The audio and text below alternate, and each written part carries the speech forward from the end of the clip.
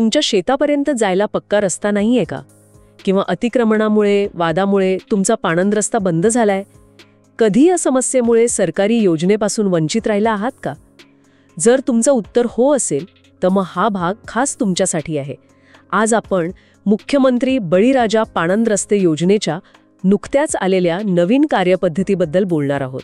या नवीन नियमांमुळे समित्या कशा बदलणार आहेत, यात शेतकऱ्यांचा थेट सहभाग कसा असेल आणि जिल्हाधिकाऱ्यांना कोणते नवीन अधिकार मिळालेत, हे सगळं आपण जाणून घेणार आहोत. आणि हो, अशीच उपयुक्त माहिती तुम्हाला नेहमी हवी असेल तर आपला महसूलशाही चॅनल लगेच सबस्क्राईब करा. कारण आम्ही इथे सल्ला देण्यासाठी कोणतेही शुल्क घेत नाही. आणि हा भाग शेवटपर्यंत नक्की बघा, कारण मध्येच आपण शेतकरी निवडीची संपूर्ण स्टेप बाय स्टेप प्रक्रिया सांगणार आहोत, जी तुम्हाला खूप उपयोगी पडेल. परवाच मला जालन्याच्या एका गावातले रामराव काका भेटले होते. शेतापर्यंत जायला धड रस्ता नसल्याने आउट ट्रॅक्टर तर सोडा, साधा वाहनही नेता येत नव्हतं. पिकाला भाव असूनही वेळेवर माल बाजारात पोहोचवता येत नव्हता. त्यांनी आपल्या महसूलशाही चॅनलवर पाणंद रस्त्याबद्दलचा जुना भाग पाहिला, आम्हाला संपर्क केला आणि आता या नवीन नियमांमुळे त्यांच्या गावात समिती स्थापन करण्याची प्रक्रिया सुरू झाली आहे. त्यांच्या चेहऱ्यावरचा तो आनंद खरंच खूप काही सांगून गेला. तुम्हाला ही महसूल आणि कायद्यांबाबत अशीच विश्वसनीय आणि उपयुक्त माहिती हवी आहे का? मग आपला महसूलशाही यूट्यूब चॅनल आत्ता सबस्क्राईब करा. नमस्कार. आज आपल्यासोबत आहेत महसूल कायद्याचे तज्ज्ञ. स्वागत आहे तुमचं. नमस्कार. तर आपण बोलतोय मुख्यमंत्री बळीराजा पाणंद रस्ते योजनेबद्दल. नुकतीच 7 जानेवारी 2026ला एक नवीन कार्यपद्धती म्हणजे SOP आली आहे. योजना तर आधीपासून होती, मग या नवीन नियमांची गरज का पडली? खूप महत्त्वाचा प्रश्न आहे. खरं तर ही कार्यपद्धती येणं अत्यंत आवश्यक होतं. कारण बघा, याआधी योजना तर होती, पण तिच्या अंमलबजावणीत एकसूत्रीपणा नव्हता. प्रत्येक जिल्ह्यात, प्रत्येक तालुक्यात अधिकारी आपापल्या परीने त्याचा अर्थ लावत होते. आता या परिपत्रकामुळे काय झालंय की संपूर्ण राज्यात एक समान पद्धत लागू होईल. थोडक्यात सांगायचं तर गाडी तर होती, पण ती चालवायची कशी याचं मॅन्युअल आता सरकारने दिलंय. अच्छा, म्हणजे आता सगळ्यांना एकाच नियमावलीने काम करावं लागेल.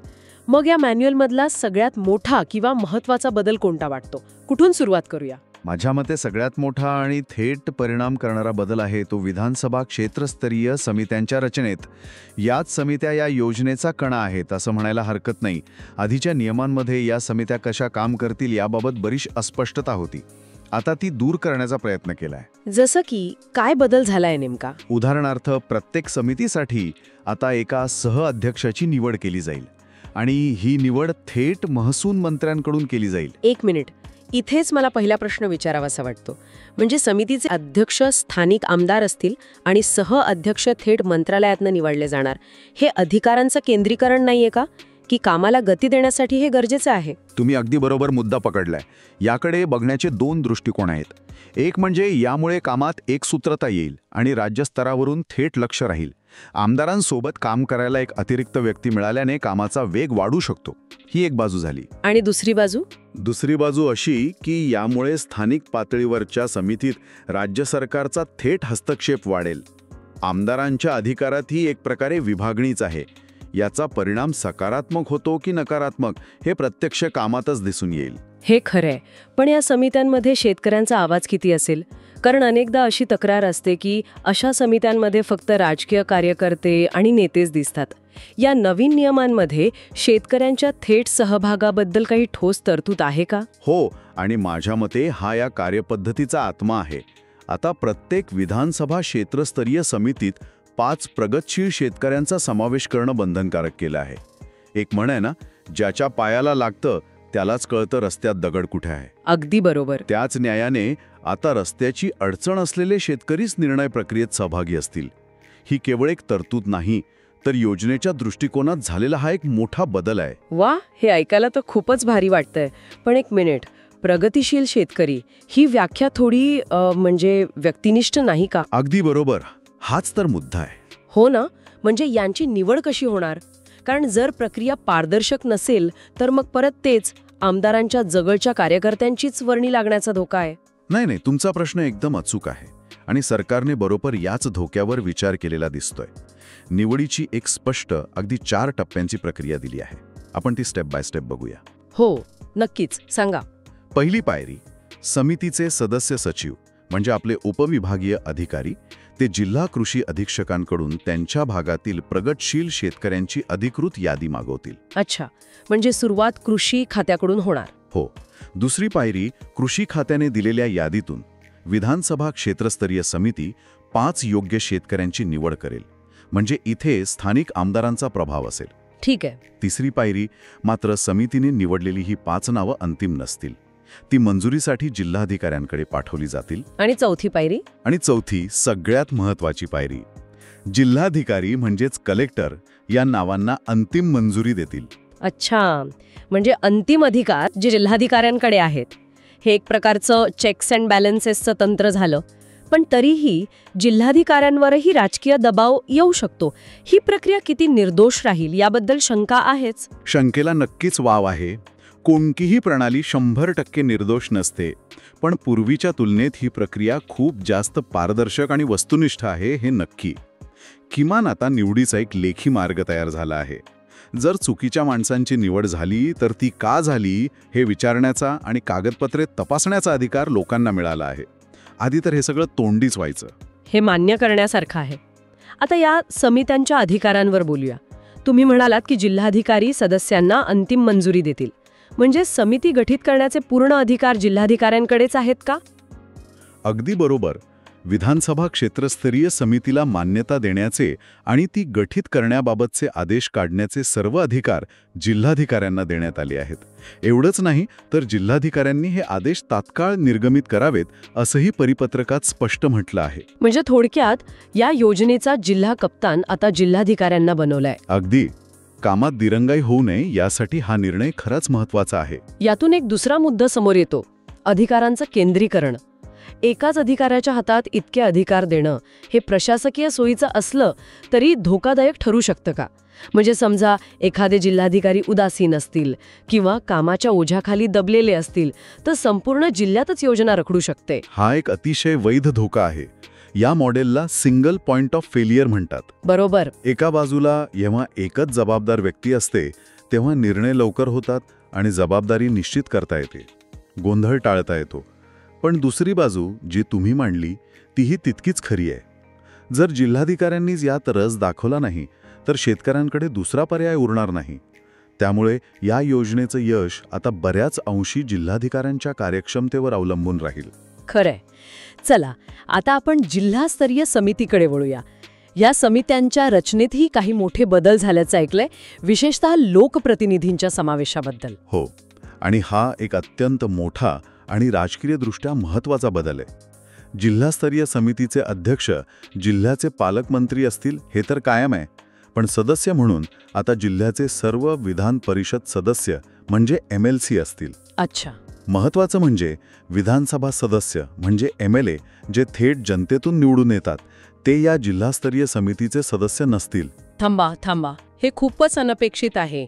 थेट निवडून आलेल्या आमदारांना जिल्हा समितीवरून वगळणं यामागे काय तर्क असू शकतो? कारण पाणंद रस्त्यांचा प्रश्न हा थेट गावागावांशी, मतदारसंघांशी जोडलेला असतो आणि आमदारच त्याचे प्रतिनिधी असतात. अगदी बरोबर. वरवर पाहता हा निर्णय थोडा विचित्र वाटू शकतो, पण यामागे काही प्रशासकीय आणि राजकीय विचार असू शकतात. प्रशासकीय कारण काय आहे? प्रशासकीय कारण असं दिलं जातं की आमदार हे त्यांच्या मतदारसंघातील विधानसभा क्षेत्रस्तरीय समितीचे अध्यक्ष असतातच. त्यामुळे त्यांना जिल्हा समितीत पुन्हा स्थान दिल्यास एकाच व्यक्तीला दुहेरी अधिकार मिळतील. त्याऐवजी विधान परिषदेच्या सदस्यांना संधी दिली आहे ज्यांचे कार्यक्षेत्र अनेकदा संपूर्ण जिल्हा किंवा विभाग असतो. त्यामुळे ते अधिक व्यापक दृष्टिकोन ठेवू शकतात. आणि यामागचं राजकीय कारण काय असू शकतं? राजकीय विश्लेषक याकडे वेगळ्या नजरेने पाहू शकतात. अनेकदा जिल्हा समित्यांमध्ये स्थानिक राजकारणामुळे आणि आमदार खासदारांच्या श्रेयवादाच्या लढाईमुळे कामात अडथळे येतात. हो, हे तर नेहमीच आहे. आमदारांना वगळून कदाचित हा स्थानिक राजकारणाचा प्रभाव कमी करण्याचा प्रयत्न असू शकतो. पण याला एक दुसरी बाजूही आहे.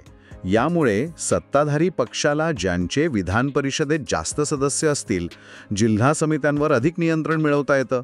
अच्छा, म्हणजे हा निर्णय डिपॉलिटिसायझेशन करण्याच्या नावाखाली अधिक मोठ्या राजकारणाचा भाग असू शकतो.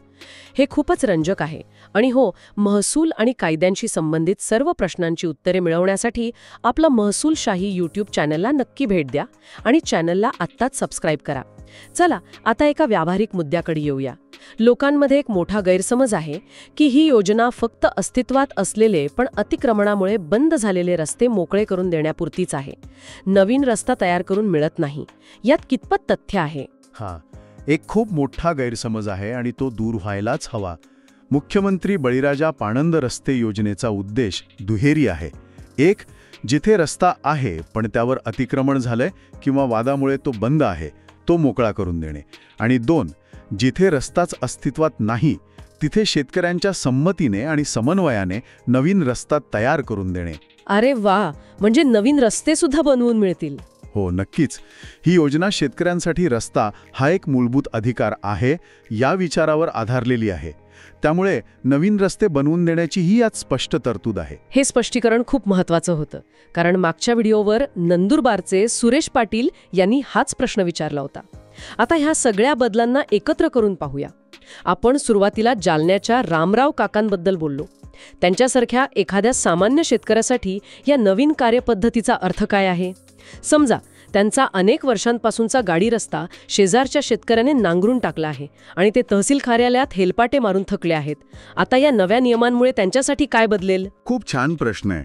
आता रामराव काकांना तहसील किंवा प्रांत कार्यालयात अर्ज करत बसण्याची गरज नाही.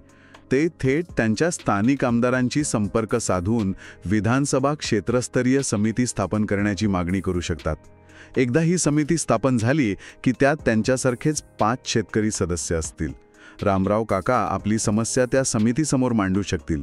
शेतकऱ्यांचं दुःख शेतकरीच चांगल्या प्रकारे समजू शकतात. ही समिती जागेची पाहणी करेल, दोन्ही बाजू ऐकून घेईल आणि रस्ता मोकळा करण्याचा ठराव मंजूर करेल. आणि जर समोरची व्यक्ती ऐकत नसेल किंवा समितीच्या निर्णयात अडथळे आणत असेल तर? इथे जिल्हाधिकाऱ्यांची भूमिका महत्त्वाची ठरते. समितीने केलेला ठराव हा अंतिम मंजुरीसाठी आणि अंमलबजावणीसाठी जिल्हाधिकाऱ्यांकडे जाईल. जिल्हाधिकाऱ्यांच्या अधिकारांमुळे आणि महसूल यंत्रणेच्या मदतीने तो रस्ता कायदेशीररित्या मोकळा करून दिला जाईल. आधी ही प्रक्रिया खूप विखुरलेली होती. आता रामराव काकांना एक स्पष्ट आणि निश्चित मार्ग मिळालाय. त्यांच्या मनात जी एक आशा निर्माण झाली आहे, हाच या नवीन कार्यपद्धतीचा खरा विजय म्हणायला हवा. म्हणजे आता शेतकऱ्यांना धीर सोडून चालणार नाही. कायद्याच्या मार्गाने गेल्यास एक निश्चित प्रक्रिया तयार झाली आहे जी त्यांना न्यायापर्यंत पोहोचवू शकते. तर आजच्या या चर्चेतून आपण पाहिलं की मुख्यमंत्री बळीराजा पाणंद रस्ते योजनेच्या नवीन कार्यपद्धतीमुळे काही मोठे बदल झाले आहेत. हो. पहिला, विधानसभा समित्यांमध्ये शेतकऱ्यांचा थेट सहभाग, जो निर्णय प्रक्रियेला अधिक वास्तववादी बनवू शकतो. दुसरा, जिल्हाधिकाऱ्यांच्या हातात अधिकारांचं झालेलं केंद्रीकरण, ज्यामुळे कामाला गती मिळू शकते पण एकाच व्यक्तीवर अवलंबून राहण्याचा धोकाही आहे. बरोबर. आणि तिसरा, जिल्हा समित्यांमधून आमदारांना वगळण्याचा निर्णय, ज्याचे प्रशासकीय फायदे असले तरी त्याचे राजकीय परिणामही तितकेच महत्त्वाचे आहेत. अगदी बरोबर. एक गोष्ट लक्षात ठेवली पाहिजे की कोणताही कायदा किंवा नियम हा केवळ एक साधन असतो. त्याचा वापर कसा होतो यावर त्याचं यश अवलंबून असतं. ही नवीन कार्यपद्धती शेतकऱ्यांच्या हातात एक नवीन आणि अधिक प्रभावी साधन देते. पण त्याचा वापर करण्यासाठी शेतकऱ्यांना जागरूक राहावं लागेल आणि संघटित होऊन आपला आवाज उठवावा लागेल. नक्कीच. ही माहिती फक्त ऐकून सोडू नका, तर तिचा वापर करा आणि आपल्या गावातील रस्त्यांसाठी एकत्र येऊन आवाज उठवा. तुम्हाला महसूल आणि कायद्यांबाबत असंच सोप्या भाषेत मार्गदर्शन हवंय, मग आपला महसूलशाही यूट्यूब चॅनल खास तुमच्यासाठी आहे. अशीच उपयुक्त माहिती मिळवण्यासाठी आता सबस्क्राईब करायला विसरू नका. तुम्हाला अजून कोणत्या विषयावर माहिती हवी आहे हे आम्हाला कमेंटमध्ये नक्की सांगा. पुढच्या भागात आपण जाणून घेऊया शेतजमीन मोजणीचे नवीन नियम आणि त्यातील बदल. अधिक माहिती आणि थेट चर्चेसाठी आमच्या व्हॉट्सॲप आणि टेलिग्राम ग्रुपमध्ये नक्की सामील व्हा. लिंक डिस्क्रिप्शनमध्ये दिली आहे. आणि हो, हा व्हिडिओ आपल्या गावातील व्हॉट्सॲप ग्रुपमध्ये जरूर फॉरवर्ड करा, जेणेकरून ही महत्त्वाची माहिती सर्वांपर्यंत पोहोचेल. आपणही कोणाची तरी मदत करून आशीर्वाद कमवू शकता. व्हिडिओ कसा वाटला हे कमेंट करून नक्की कळवा. आवडला असेल तर लाईक आणि शेअर करायला विसरू नका. आज इथेच थांबूया. लवकरच भेटू पुढील भागात. धन्यवाद. जय महाराष्ट्र.